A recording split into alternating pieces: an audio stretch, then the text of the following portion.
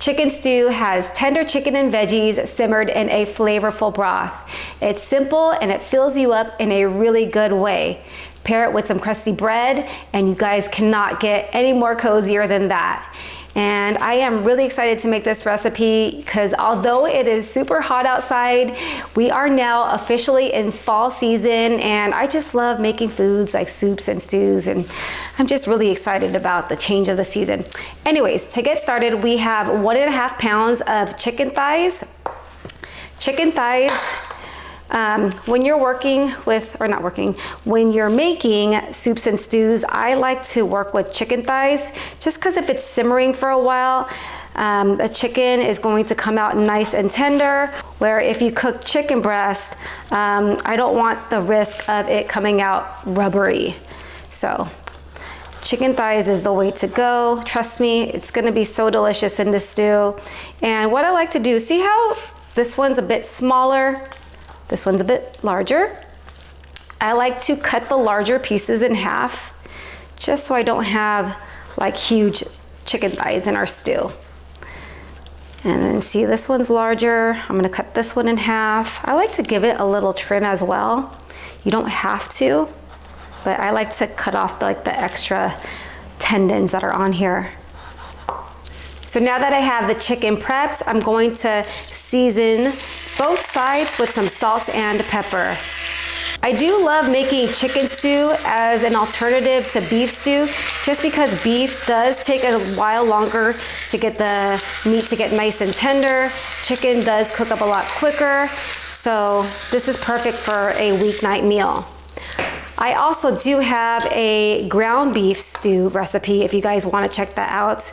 That one doesn't take that long to cook as well. I'm going to season up the other side, and then I'll grab the rest of the ingredients that we're going to be needing for the recipe. What I love about this recipe is that it's all simple, real ingredients. Real ingredients that you feel good about feeding your family. Okay, so to begin, we have 4 minced garlic cloves. We have 1 diced onion. Because this is a stew, we're gonna thicken it up with some flour. I have 3 tablespoons of flour, and then we're gonna be using about 3 cups of chicken broth. I have 3 large carrots that I went ahead and sliced. And then I am using gold potatoes, but you can use russet, whatever potatoes you want to use. I just went ahead and cut them into small chunks. I left the skin on, but if you want to, you can go ahead and peel them if you like. And I just added them to some water just because I prepped them earlier and I did not want them to brown on me. And then lastly, I have 2 cups of peas.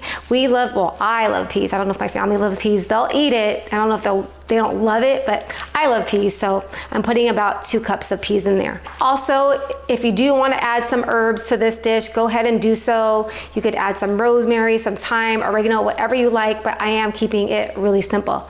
Okay, we are ready to get cooking. Let's head over to the stove. All right, I have my pan heated over medium-high heat. I'm going to add some oil, and I'll sear the chicken. I like to sear it smooth side down first. We want this side to get nice and browned, so we'll sear it for about 4 minutes. It's been about 4 minutes. It's time to flip these guys over. See this golden brown crust? That's what you're looking for. All right, so we'll continue to cook this for another 3 minutes. Okay, time to remove and set these guys aside. I've got the heat lowered to medium. Time to add the onions and garlic. Also going to add a little salt. And we'll cook this down until the veggies get nice and softened. This will take about 3 minutes. I'm also going to scrape the bottom of the pan using my spatula to release those brown bits. That's going to give our stew lots of flavor. And if you need a little help releasing those brown bits, go ahead and add just a splash of broth or water, and that'll do the trick. Let's go ahead and add in the flour, and we'll just stir that right in, and then we'll slowly add in the chicken broth.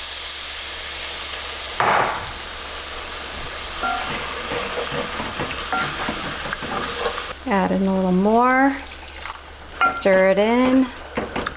Go go ahead and add in the rest of the broth. I'm going in with the carrots and potatoes. Remember, we are using very simple ingredients. We want to go ahead and give everything a really good seasoning of some salt and pepper to bring out those flavors. Give everything a good stir. All right, it's been about 15 minutes. Let's go ahead and take a peek.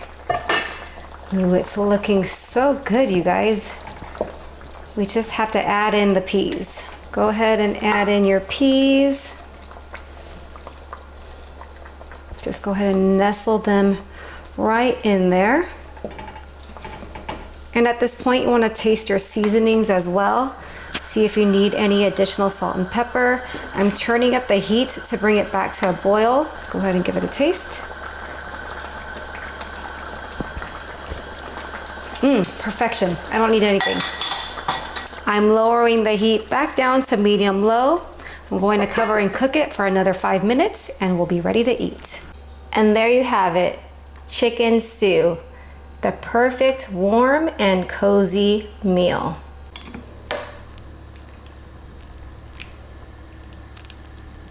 All right, you guys, it is my favorite part of this video. It is time for the taste test.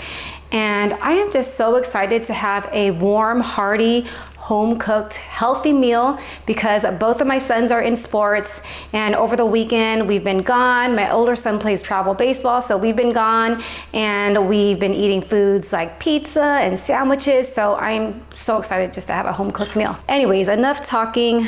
Let's go ahead and try this out.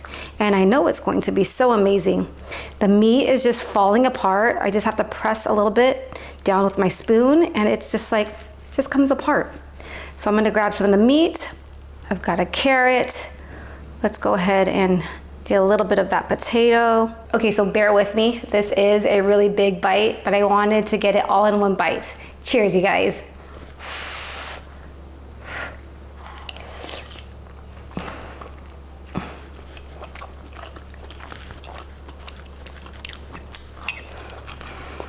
Really? This is the perfect recipe to kick off the fall season. I know it's still warm outside, but it's totally worth it. Oh my goodness, it's so delicious. The chicken is tender, the potatoes are tender, the carrots are tender, the broth is just so delicious. Even though we didn't put a lot of seasonings, just salt and pepper, but all those flavors with the garlic and the onions, it's just so good. I cannot wait to toast up some bread. If you have a baguette or some ciabatta or sourdough, that will really go great with this recipe. I'm excited to eat this. Anyways, thank you for spending time with me in my kitchen. I hope you guys enjoy this recipe. Don't forget to click on that like and subscribe button below. That will definitely help me out. And I'll see you guys on the next one. Take care.